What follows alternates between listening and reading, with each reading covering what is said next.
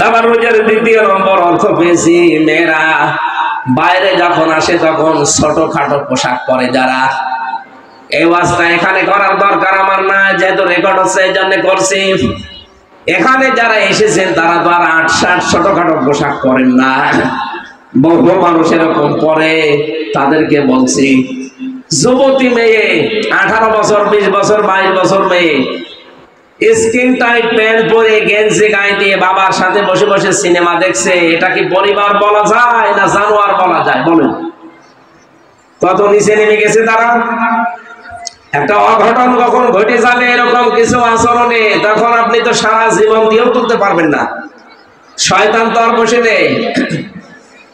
হযরতে আবু বকর সিদ্দিক রাদিয়াল্লাহু তাআলা আনহু তার নিজের মেয়ে হযরতে আয়েশা সিদ্দিকা রাদিয়াল্লাহু তাআলা আনহা দুইজন বসে বসে তারা গল্প করছিল পারিবারিক জীবন নিয়ে।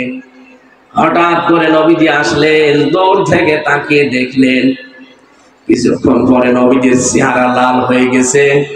হযরতে আয়েশা জিজ্ঞাসা করে, স্বামী কি হয়েছে? নবীজি বললেন, দেখো তুমি যখন আবু বকর সিদ্দিক, তার মানে তোমার বাবা, এর সাথে যখন কথা বলছিলে আমি দেখতে পেয়েছি শয়তান যেন তোমাদের দুইজনের মাঝখানে বসে ধোঁকা দিচ্ছে, অগ্রমন্ত্রণা দেওয়ার জন্য, প্রতারণা করার জন্য, বরচিত করার জন্য চেষ্টা ছিল। মা বোনেরা আপনি খেয়াল করে বলেন তো, যে দুইজনের নাম বললাম দুইজনই জান্নাতি। হযরতে আবু বকর তো জিন্দা অবস্থায় জান্নাতের সার্টিফিকেট হাতে পেয়ে গেছেন। তার মেয়ে নবীজির স্ত্রী, যার জন্য 13টা আয়াত নাযিল হয়েছে তার চরিত্রের গ্যারান্টি দিয়ে। হযরতে আয়েশা সিদ্দিকার চরিত্রের গ্যারান্টি দিয়ে আল্লাহ 13টা আয়াত কোরআনে নাযিল করেছেন। এত পবিত্রা মহিলা ছিল। এই মানুষ তার বাবার সাথে বসে গল্প করলে যদি শয়তান প্ররোচনা দিতে পারে, প্রমন্ত্রণা দিতে পারে, পরচিত করতে পারে। আমরা যারা যুবতী মেয়ে স্কিন টাইট প্যান্ট পরিয়ে গেঞ্জি গায়ে দিয়ে পাশে বসিয়ে উলঙ্গ অর্ধ উলঙ্গ সিনেমা দেখেন, আপনি কোথায় নেমে গেছেন? আপনি টের পেয়েছেন। শয়তান চিন্তা করে আমার শয়তানি করায় দরকার নেই, এখানে বড় শয়তান আছে। এই জন্য আমরা সাবধান, ছোটখাটো পোশাক পরা যাবে না। চস পায়জামা যারা পরেন মেয়েরা, এটা হারাম। মেয়েদের জন্য চস পায়জামা পরা জায়েজ নেই। মেয়েদের পোশাক হবে ঢিলা ঢালা।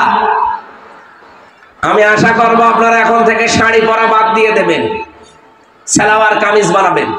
হাত পর্যন্ত হাতা করবেন ঢিলা, পা পর্যন্ত লম্বা করবেন।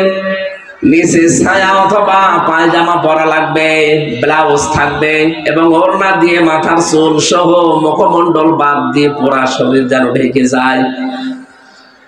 আমি ফাতেমাতুজ জহরার একটা পোশাক জাদুঘরে পেয়েছিলাম মদিনায়। যদিও এটা ফাতেমার পোশাক কিনা আমি জানি না, কিন্তু একটা পোশাকের চিহ্ন ওখানে দেওয়া আছে। দেখলাম অনেকে লেখা আছে এটা ফাতেমার পোশাক। হাত লম্বা একেবারে হাতা পর্যন্ত। এই জন্য আপনাদের পোশাক যদি এই হয়, হঠাৎ করে যদি কারো সামনে পড়েও যান, দেখবেন পর্দার মতো ফরজ বিধান এটা নষ্ট হলো না, খেলাফ হলো না, আপনি বেঁচে গেলেন। আর শাড়ি পরা থাকলে যদি হঠাৎ আঁচলটা পড়ে যায় মাথা থেকে, যদি চুল বের হয়ে যায়, পর পুরুষ যত চুল দেখবে অতগুলো গোনা আপনার আমলনামায় দেওয়া হবে। কিয়ামতের দিন প্রতিটি চুল সাপ হয়ে আপনাকে কামড় দিতে থাকবে। নাউজুবিল্লাহ। সবচাইতে বড় বিষয় ইবাদত বন্দেগী। শাড়ি পরে আপনার নামাজও হয় না ঠিক মতো। রুকুতে গিয়ে সেজদা দিতে গিয়ে যদি মাথার কাপড় পরে যায়, চুল যদি বের হয়ে যায়, ওই মহিলার নামাজ শেষ, নামাজ ভেঙে গেছে। এই জন্য উচিত হবে আপনাদের সালোয়ার কামিজ তৈরি করা ছোটবেলা থেকে, একেবারে ছোটবেলা থেকে এটা তৈরি করার চেষ্টা করেন। তাহলে কারোর সামনে হঠাৎ করে পড়ে গেলেও পর্দার মতো ফরজ বিধান লঙ্ঘন হবে না ইনশাআল্লাহ। তাবাররুজের অর্থ বলছিলাম আমরা ৮-৬০ পোশাক পরা যাবে না, ছোটখাটো। ৩ নম্বরে তাবাররুজের অর্থ মেয়েরা রাস্তাঘাটে আসলে তখন ওরা মাজা হেলিয়ে দুলিয়ে চলে, এইটাও করা যাবে না। যদি এই 3টা কাজ কেউ করে, জান্নাতের সুঘ্রাণ আল্লাহ তাকে দেবেন না। নাউজুবিল্লাহ। মেয়েদের কাজ কি? পরের শব্দে আল্লাহ জানিয়েছেন, ওয়াকিমিনাস সালাতা ওয়া আতিনাজ যাকাতা ওয়া আতিনাল্লাহ ওয়া রাসূলা। আপনারা নামাজের পাবন্দি করবেন, নামাজ কায়েম করার জন্য চেষ্টা চালাবেন। প্রশ্ন আসতে পারে নামাজ কায়েম, নামাজ দাঁড় করানো এটা তো আমার দায়িত্ব না, এটা রাষ্ট্রের দায়িত্ব। এই দায়িত্বটা আসলে রাষ্ট্রের। আল্লাযীনা ইম্মাক্কান্নাহুম ফিল আরদি আকামুস সালাহ। এই জমিনে যদি আমি ঈমানদারকে ক্ষমতা দান করি, তারা সর্বপ্রথম সংসদে নামাজের বিল আনবে। মা বোন যারা বসে আছেন, এই নামাজের বিল আনার জন্য বাংলাদেশে 300 এমপির ভেতরে 151 জন এমপি আল্লাহওয়ালা হওয়া লাগবে। আপনার একটা ভোটের কারণে যদি এই লোকটা কোরআনে কারীম বুকে নিয়ে সংসদে ঢুকতে পারে, এই আসনে কে আছে আমি জানি না, যেই দাঁড়াক না কেন উনি যদি ইসলামপন্থী হয়, আপনার যদি মনে হয় যে না এই লোকটাকে আমার একটা ভোট দিলে এই লোকটা এমপি হওয়ার পরে নামাজের বিল আনবে সংসদে, আপনি একটা ভোট মাত্র দিয়েছিলেন, কিন্তু উনি যদি ওই জায়গায় বলে যে আমি নামাজের বিল চাই, স্পিকার যদি বলে নামাজের বিল চান, কারা কারা হাত তোলেন? 300 এমপির ভেতরে 151 জন যদি হাত তুলে বলে যে আমরা সবাই চাই, ওখানে যদি বলা হয় যে হ্যাঁ জয়যুক্ত হয়েছে, হ্যাঁ জয়যুক্ত হয়েছে, হ্যাঁ জয়যুক্ত হয়েছে, তাহলে বিলটা কায়েম হয়ে যাবে। পরের দিন 18 কোটি মানুষ এই দেশে নামাজ পড়বে। আপনি একটা ভোট দেওয়ার কারণে 18 কোটি মানুষের সওয়াব আমলনামায় পেয়ে যাবেন।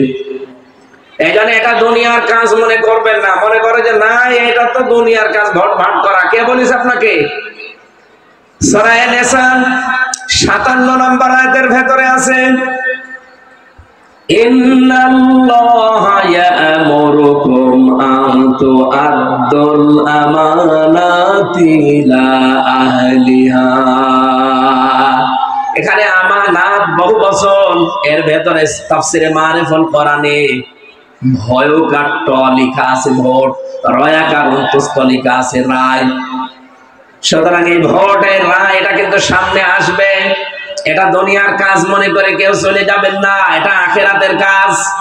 নামাজ কায়েম করতে হলে এই ভোট এমন মানুষকে দেওয়া লাগবে যিনি নামাজ কায়েমের পক্ষে কথা বলবেন। আপনি হয়তো ভোট দিয়েছেন একটা, কিন্তু 18 কোটি মানুষের নামাজ পড়ার সওয়াব পেয়ে যাবেন শুধু একটা কারণে। কোরআনে কারীম জানিয়েছে, মাইয়াশফা শাফাআতান হাসানাতান ইয়াকুল লাহু নাসীবুম মিনহা ওয়া মাইয়াশফা শাফাআতান সাজ্জিয়াতান ইয়াকুল লাহু কিফলুম মিনহা ওয়া কানা আল্লাহু আলা কুল্লি শাইইন মুকিতা।